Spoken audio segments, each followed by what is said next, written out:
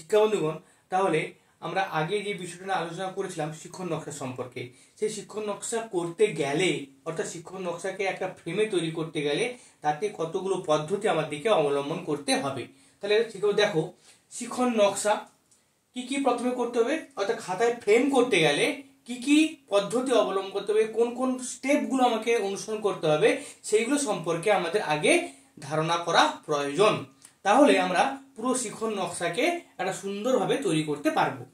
তাহলে প্রথমে কি আছে, প্রথমে লিখতে হবে প্রথমে বিদ্যালয়ের নাম, ইন্ট্রোডাকশন পার্ট, অর্থাৎ আমরা কোন বিদ্যালয়ে পড়াচ্ছি, কত সময় ধরে পড়াচ্ছি, কোন ক্লাসে পড়াচ্ছি এবং কোন বিষয়ে পড়াচ্ছি, এবং সেই বিষয়ের একক, উপ একক এবং আজকের দিনে যে পাঠ, সেই পাঠটা আমাকে নির্বাচন করতে হবে। তাহলে এই টোটাল সম্পর্কিত যে বিষয়টা আছে, তাহলে সেটা আমরা সেই ইন্ট্রোডাকশন পার্টে কিন্তু আমরা লিখবো।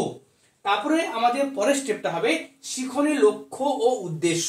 তাহলে আমরা কেন শিক্ষণ নকশাটা করতে চাচ্ছি, সেই শিক্ষণ নকশাটা জানার জন্য তার লক্ষ্য কি, তার উদ্দেশ্য কি, তার প্রয়োজনীয়তা কি, সেটা সম্পর্কে আমাকে জানতে হবে এবং সেখানে আমাকে একটা ছক তৈরি করে সেই শিক্ষণের লক্ষ্য ও উদ্দেশ্য আমাকে তৈরি করতে হবে। তাহলে কার লক্ষ্য উদ্দেশ্য তৈরি করব? যে বিষয়টা আমি পড়াবো, যে বিষয়টা আমি আলোচনা করব, যে লেসনের উপরে আমরা লার্নিং ডিজাইনটা অর্থাৎ শিক্ষণ নকশাটা তৈরি করব। তারপরে স্টেপটা হবে শিক্ষার্থীদের বিশ্লেষণ ও প্রাসঙ্গিকতা, অর্থাৎ যে বিষয়টা আমরা নিয়ে আলোচনা করব সেটাকে আমরা বিশ্লেষণ করব এবং কেন সেই বিষয়টার প্রাসঙ্গিকতা কি, কোন ক্ষেত্রে সেটা কাজে লাগবে, কেন শিক্ষার্থীরা শিখবে, সেটা সম্পর্কে আমরা আলোচনা করব এবং সেই আলোচিত বিষয়বস্তু ওই পয়েন্টের মাধ্যমে আমরা আলোচনা করব। চতুর্থ নম্বর কি আছে, শিক্ষা সহায়ক উপকরণ নির্বাচন।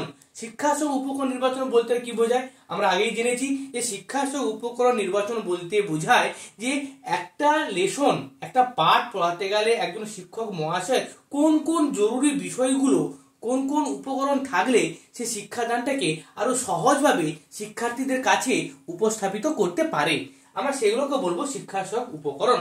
যেমন কি এই যে ব্ল্যাকবোর্ড, দেখো আমি এই যে ব্ল্যাকবোর্ডে পড়াচ্ছি, এই যে আমি কলম ধরছি, এই যে মার্কার ধরছি, এটাও কিন্তু একটা শিক্ষা সহায়ক উপকরণ।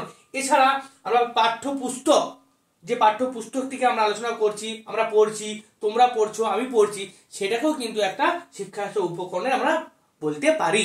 এছাড়া শিক্ষা সহায়ক উপকরণ আরেকটা বিষয় আছে, যেটা আমরা চার্ট কিংবা মডেলের সাথে যেগুলো আমরা দেখাই, সেটাও কিন্তু আমরা শিক্ষা সহায়ক উপকরণের মধ্যে আমরা ধরতে পারি। তারপরে কি শিখন কৌশল।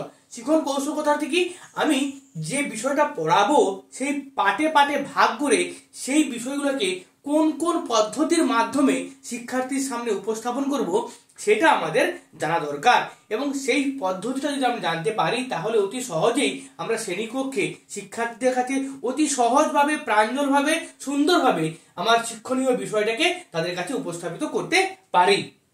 তারপরে মূল্যায়ন নকশা। আমরা জানি কোনো কিছু করতে গেলে বা করার পরে আমরা সেটা মূল্যায়ন করি যে সেটা কতটা ভালো হয়েছে, কতটা খারাপ হয়েছে।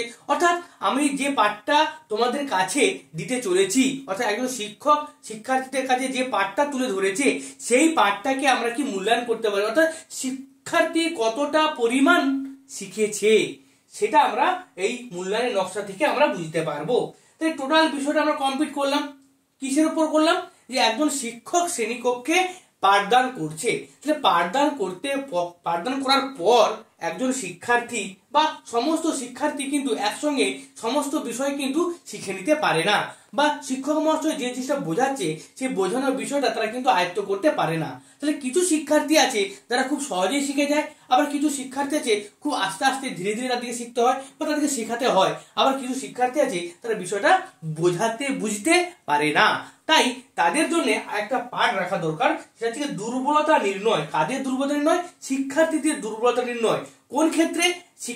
শিক্ষক মহাশয় যেটা শেখাচ্ছে সেই পাঠটা কতটা তার দুর্বলতা রয়েছে সেটাকে আবার তার কাছে পরিপূর্ণভাবে শেখানোর জন্য পাঠটাকে ঘুরে তাদের কাছে তুলে ধরা, অর্থাৎ কি পুনরায় তাদের কাছে সেই পাঠটাকে তুলে ধরা, যেখানে তাকে আমি বুঝাতে পারবো। যে পাঠটা সে বুঝতে পারছে না, শুধু সেই পাঠটাকে তুলে আমি কি করব? বোঝাবো।